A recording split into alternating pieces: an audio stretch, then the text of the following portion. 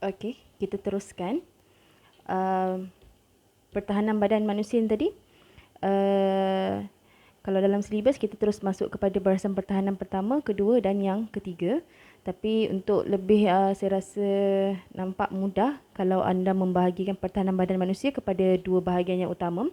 Yang pertama pertahanan secara pasif dan yang kedua pertahanan secara aktif. Okey, jadi yang secara pasif ni bermaksud tadi badan tidak melakukan serangan terhadap patogen. Sebaliknya, dengan cara menahan serangan patogen sahaja melalui kaedah fizikal dan melalui kaedah kimia. Okay, kalau melalui pertahanan aktif ni tadi ada dua bahagian lagi, yang ni badan akan memberikan serangan balik kepada tindakan patogen tadi. Okey. Jadi kita pergi yang pertama tadi, pertahanan pasif ada dua bahagian, fizikal dan kimia. Seperti kita tahu, fizikal kita mempunyai kulit dan juga lapisan mucus yang memberi halangan kepada kemasukan patogen. Okey. Kemudian kita pergi kepada yang seterusnya, bahagian pertahanan pasif secara kimia. Dengan cara merosakkan atau memusnahkan patogen seperti kehadiran air mata dan juga sebum. Kedua-duanya mempunyai enzim lysozyme yang boleh memusnahkan patogen. Okey, yang seterusnya pada badan kita juga terdapatnya lilin telinga atau kita panggil sebagai wax dalam bahasa mudah kita, tahi telinga. Okey, sebenarnya itu lilin. Jadi ia adalah antiseptik, melekit keadaannya dan sedikit berminyak. Jadi ia berfungsi sebagai antiseptik yang boleh memusnahkan bakteria lah. Okey, jadi itu mekanisme yang pertahanan badan secara pasif. Okey, ada dua bahagian, ingat balik, fizikal dan kimia. Okey, kemudian kita pergi kepada pertahanan badan secara aktif. Okey, jadi yang pertama kita pergi dulu pada bahagian barisan pertahanan kedua. Yang ini masih lagi mekanisme pertahanan badan tak spesifik. Okey, nanti kalau yang ketiga kita pergi, yang ini barisan pertahanan ketiga ni, yang ini mekanisme yang spesifik. Mekanisme pertahanan spesifik yang ini melibatkan tindakan antibodi. Okey, ni nanti kita pergi kemudian. Okey, kita tengok yang ni dulu, barisan pertahanan kedua ya. Jadi sebenarnya ada 3 tahap. Dia ikut turutan dia sebenarnya. Okey, yang pertama dia mula dengan keradangan. Okey, yang kedua fagositosis, yang ketiga last sekali badan akan mengalami demam. Okey. Jadi start yang pertama, bila keradangan ni maksudnya pada kawasan jangkitan tadi kita boleh nampak dia punya kesan bengkak dan kemerahan. Okey, so kawasan tersebut sudah mengalami keradangan. Okey.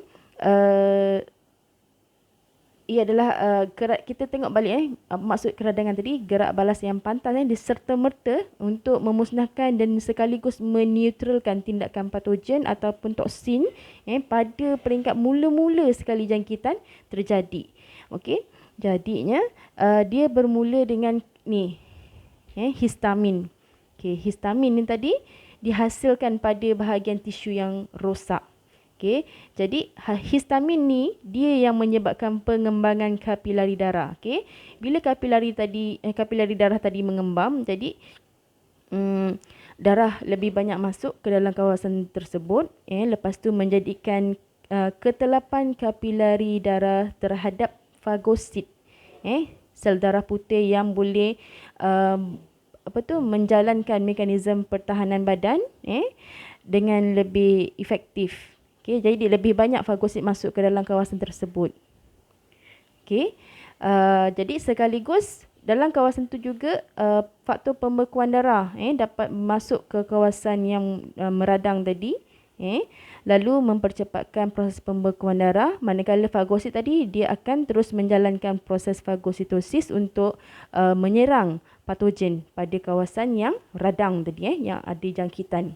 Okey, yang kedua, tahap yang kedua adalah fagositosis. Yang ini merujuk kepada tindakan kita punya leukosit lah, leukosit yang bertindak secara fagositosis ada dua, iaitu leukosit yang bernama neutrophil dan juga yang satu lagi monosit. Kedua-duanya tadi menjalankan fagositosis dengan cara memerangkap dan mencernakan dengan cara merembeskan enzim lysozyme. Dia membentuk pseudopoda dulu, kemudian dia akan mengelilingi patogen tersebut, and then selepas dia mengepung patogen, ia akan mencernakan dengan menghasilkan enzim lysozyme. Okey, dia termasuklah sebarang benda asing, sel-sel yang mati pun akan dicernakan atau dihilangkan dengan cara fagositosis. Ini dilakukan oleh sel leukosit kita. Dua yang melakukan fagositosis iaitu neutrophil dan juga monosit. Okey, manakala barisan pertahanan yang kedua, pada tahap yang terakhir sekali kita akan mengalami demam. Okey, yang ni dia sebenarnya demam ni adalah tindak balas daripada bahan kimia yang dirembeskan oleh sel fagosit ketika melakukan fagositosis. Okey, jadi badan akan mengalami peningkatan suhu badan. Lebih daripada 37 darjah Celsius, suhu badan kita meningkat masa demam. Jadi ketika peningkatan suhu ni tadi akan menyebabkan metabolisme badan juga bertambah, maka akan meningkatkan penghasilan antibodi. Lebih banyak antibodi dihasilkan, maka lebih banyaklah patogen dapat dimusnahkan dengan cara demam tadi. Okey. So, selesai barisan pertahanan yang kedua. Okey, nanti kita sambung dengan barisan pertahanan yang ketiga.